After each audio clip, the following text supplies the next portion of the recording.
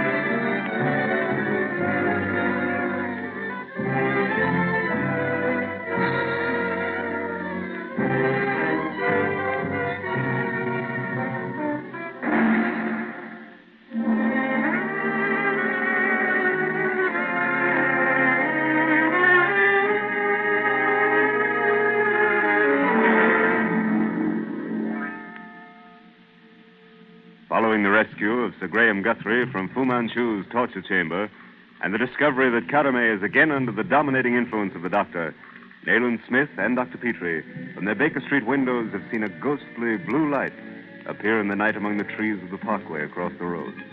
Forsyth, a patient of Dr. Petrie's, who has just left the doctor, has seen it also and has crossed the road to investigate. Before Smith can stop him, Forsyth has disappeared among the trees and a few moments later is found dead. Smith is convinced that because of Forsyth's resemblance to himself, the man is unconsciously walked into a death trap set for Smith by Fu Manchu. Assisted by a constable, they carry Forsyth's body to Dr. Petrie's office. And as Smith returns to the parkway for further investigations, Petrie begins his examination of the body of his late patient. Intent upon his work, he does not see a leering face peering into the window. A moment later, the tinkle of glass is followed by a dull explosion.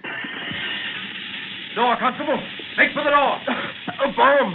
They tossed a bomb through the window. The door, quick. It's gas. Poison. I can't see. This way. Here. I'll help you. Here.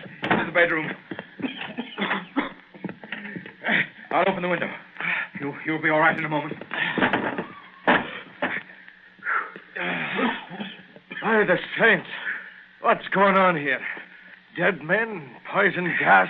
Never mind that now. Stand here by the window. Breathe deeply. Oh, thank heaven we got out of there in time. Amen to that, sir. I never smelt such stinking stuff. In here, Nayland. The bedroom. Don't go into the study. What is it, Petrie? What's wrong? Somebody tossed a gas bomb through the study window. Great Scott, was it? Must have been. The devil. He's gone back to using the green mist. We barely got out in time. Well, I think we can safely go into the study now. We'll open the windows and clear that stuff out before the police arrive. Not a word about this, Constable. To anyone, you understand? I'll have to turn in my report, sir. Then turn in your report directly to Inspector Weymouth, not through the regular channels. Let him handle it at the yard. Very well, sir. How is it, Petrie? Has it cleared away? Pretty well clear. I have all the windows open. Still quite an odor. What a night. That's all, Constable. You can return now to Scotland Yard.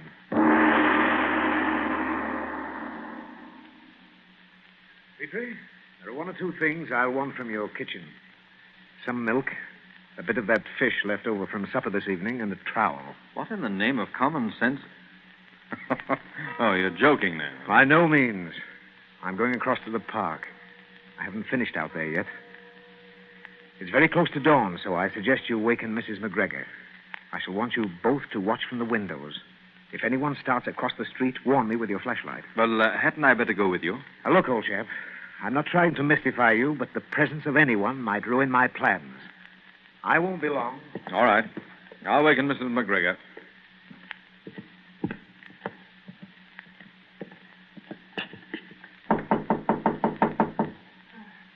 Yes. What is it? I'm sorry, Mrs. McGregor, to waken you so early, but do you mind dressing as quickly as you can and coming down to the study? And hurry, please. I'll be right soon, Doctor. But it's not taking us close to me, I wonder what Smith's looking for out there. I should have insisted on going with him. Why the milk and fish and the trowel? There's that flashlight. No, what is it, Doctor? I didn't take the time to dress properly. Well, you can do that later, Mrs. McGregor. I just want you to sit here and watch that clump of elms across there. Now, if anyone should...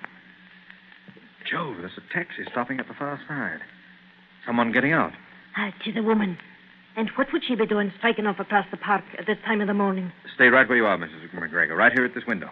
If anyone else starts across, turn the light on and off 3 times.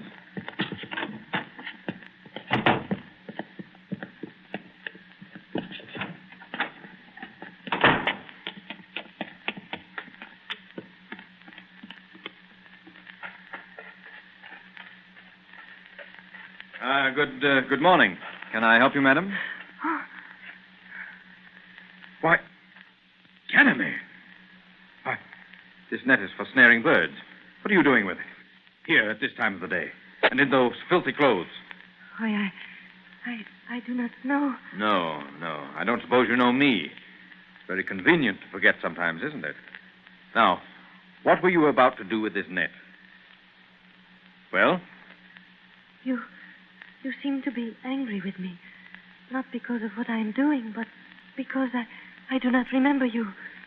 Yes. Now, don't bother to revert to the matter.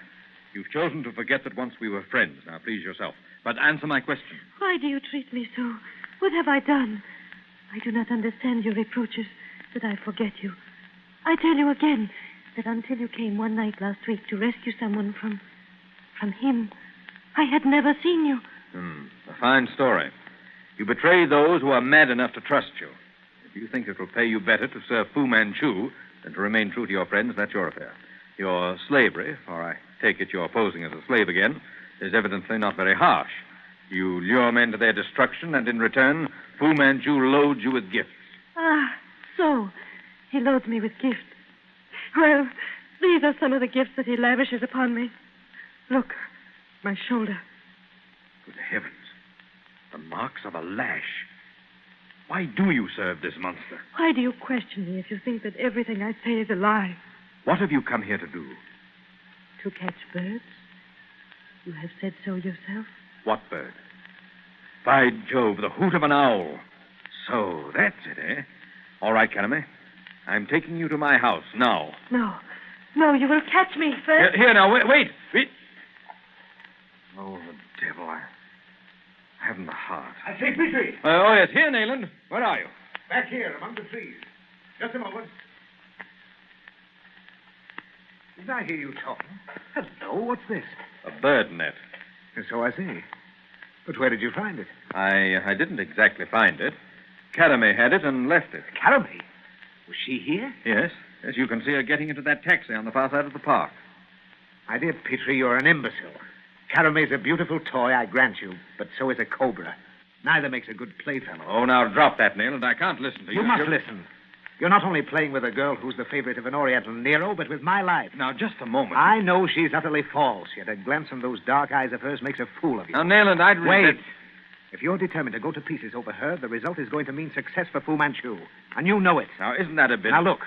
An attempt is made on my life, resulting in the death of an innocent man. Then you come along and let the murderer's accomplice escape, merely because she's beautiful. Well, I'm sorry, Nayland. Well, forget it. Now, this wicker basket. Was it Carame's? Yes. It contained the net and... This little parcel? Here. Smell it. You recognize the odor? Yes, of course. It's valerian. Yes. Then you have an idea of what Carame's up to? No, not the slightest. I see. Come along, then. I've set things for a visit we shall make to this grove of trees tonight. I hope to trap something interesting. At midnight, we'll stand in the shadows of your street entrance.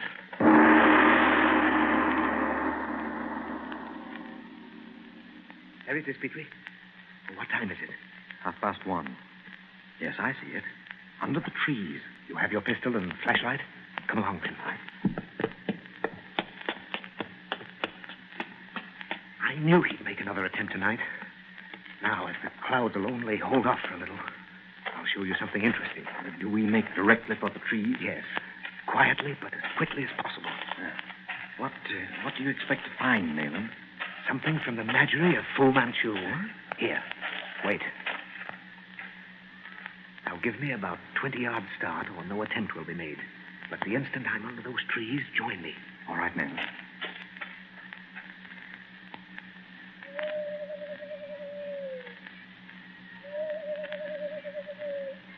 Be careful, Nayland. All right, Petrie. Come on. Hurry. Not so close, Petrie. Stand back. Back. Don't stand under that tree and don't look up. Great Scott! It's an owl. No. Look out, man. Jump. Got him. Good Lord! What is it? Come here, look. Another of Fu Manchu's savages. Another dacoit. Well, the pagan gods fight on our side, Petrie. Elms have a dangerous habit of shedding limbs in still weather, particularly after a storm. Eh? But where the devil was he, Nayland? In that tree, lying along the bough which fell. That's why I found no footprints. Last night, he probably escaped by swinging from bough to bough, ape fashion. Yes, but how could he have made those odd scratches we found on Forsyth's face and neck? Oh, he didn't do it, Petrie. It was something he carried with him in that leather bag over his shoulders. Oh? An owl? No, not an owl. He uttered that call himself. Huh? Well, we still have something to do, old chap. We must find... There. See it? Out there in the moonlight. Great Scott, it's coming directly for us. Shoot, man, shoot!